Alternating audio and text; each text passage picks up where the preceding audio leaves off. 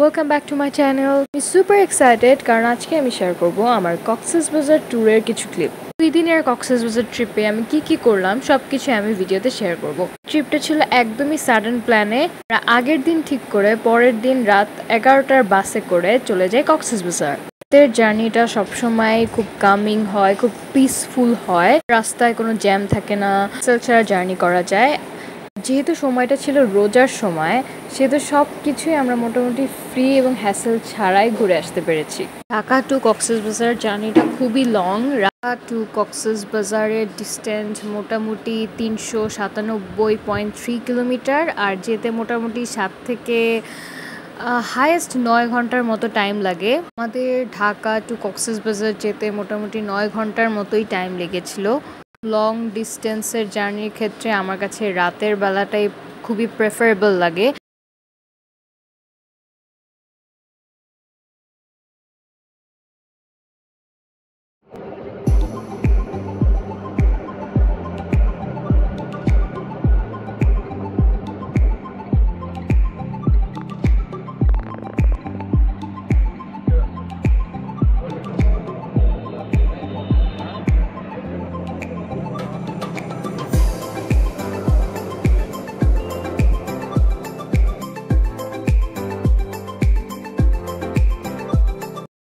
যত হোটেল ছিল প্রায় সবগুলোই ফাঁকাই ছিল।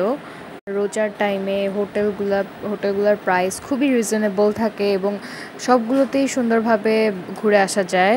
হোটেলে যাওয়ার পর আমরা কিছুক্ষণ রেস্ট নিলাম। রেস্ট নেওয়ার পরে কিছুক্ষণ রেস্ট করার পর আমরা বিচে যাওয়ার জন্য রেডি হয়ে গেলাম।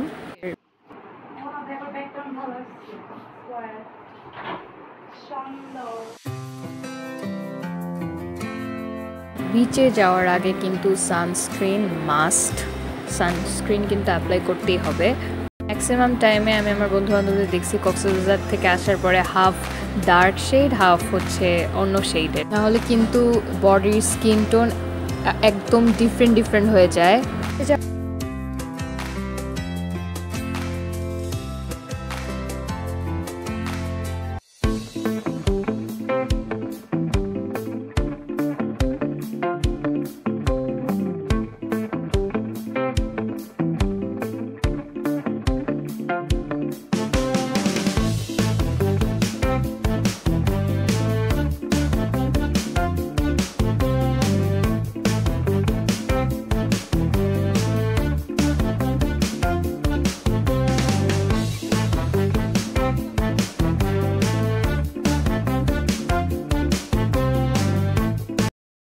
কথা থাকলেও এরপর আমরা চাঁদের গাড়িতে করে কক্সবাজারের কিছু ফেমাস স্পটে ঘুরতে গেলাম।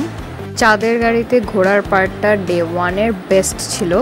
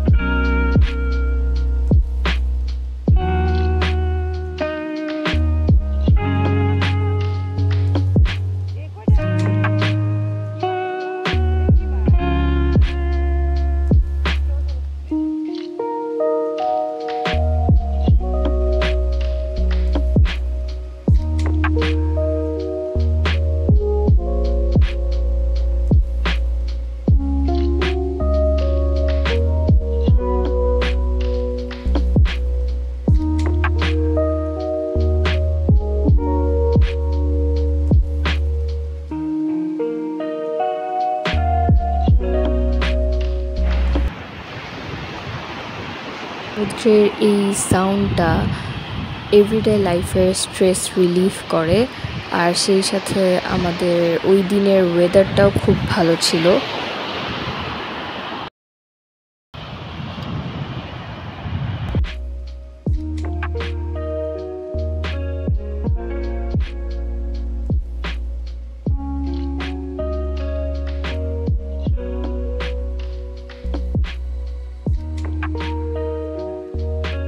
তারপর আবার আমরা চাঁদের গাড়িতে উঠে আমাদের নেক্সট লোকেশনে যাচ্ছি, আর নেক্সট লোকেশন আমি নেক্সট ভিডিওতে শেয়ার করব।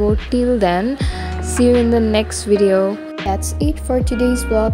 If you enjoy this video, then please give a thumbs up and subscribe my channel. Bye.